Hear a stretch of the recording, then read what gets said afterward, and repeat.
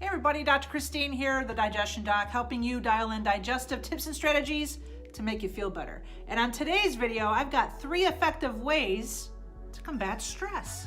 Really quickly before we get started, don't forget to subscribe to my channel by hitting the little red word subscribe and hit that little bell so that you get notifications like a little message right to your phone when I go live or when I have a video like this one.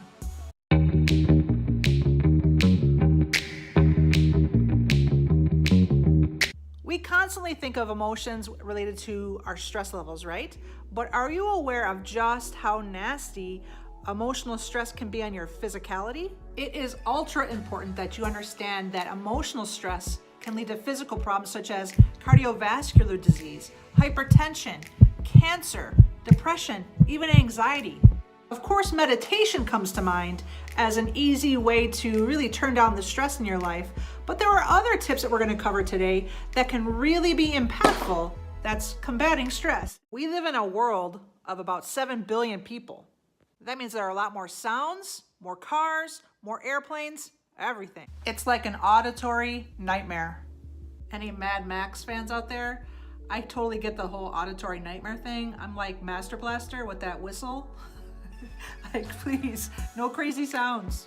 You might be wondering, what is the sound stress connection? I'll tell you, it goes back to your ancient ancestry. That's right, our peeps back in the day, walking around and roaming the caves, right? They had to be careful because certain sounds would trigger danger and they'd have to get the heck out of there. Loud noises would trigger and set off this stress mechanism, this sound alarm, if you will, that's innately within us even today.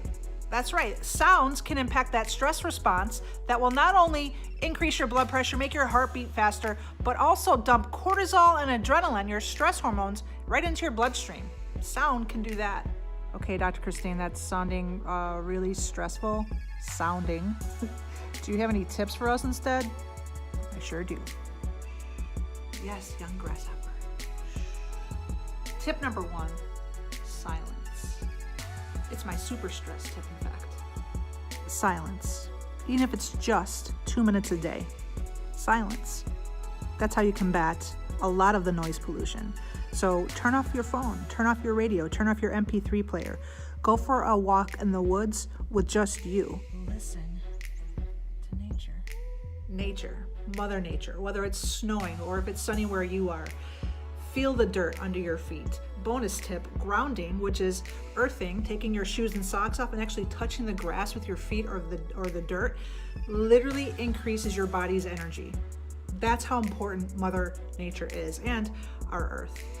Looking at the clouds, smelling the flowers, smelling the plants, looking at how green things are, or how red or blue, whatever it is, pay attention to the healing powers that Mother Nature has all around you. But did you know that the sunlight, just getting out in the sun, increases your happy hormone known as serotonin? And that is a perfect segue into super stress tip number 2. Super stress tip number 2 is a digital detox.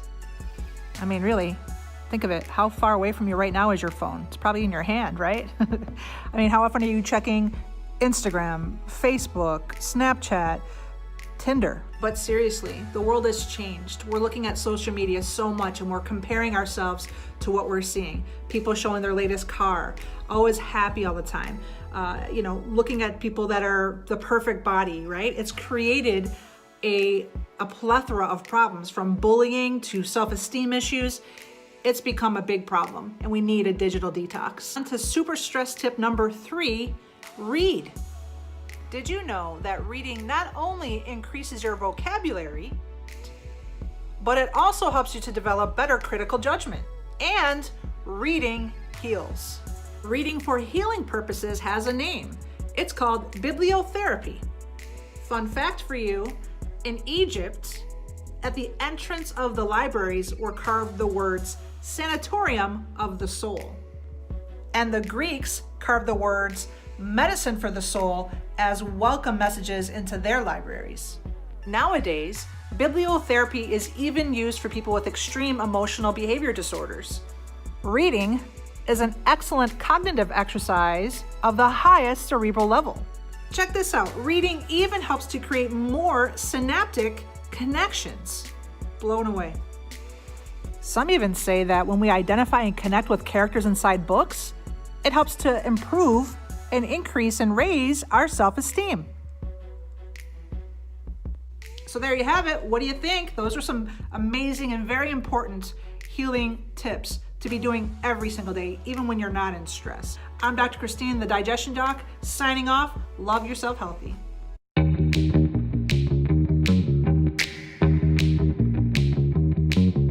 Reading even helps to connect more synaptic. That means more messaging, more messaging is going on all over the brain. Serotonin.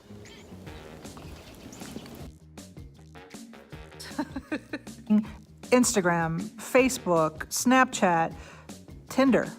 I'm just kidding, I don't do that.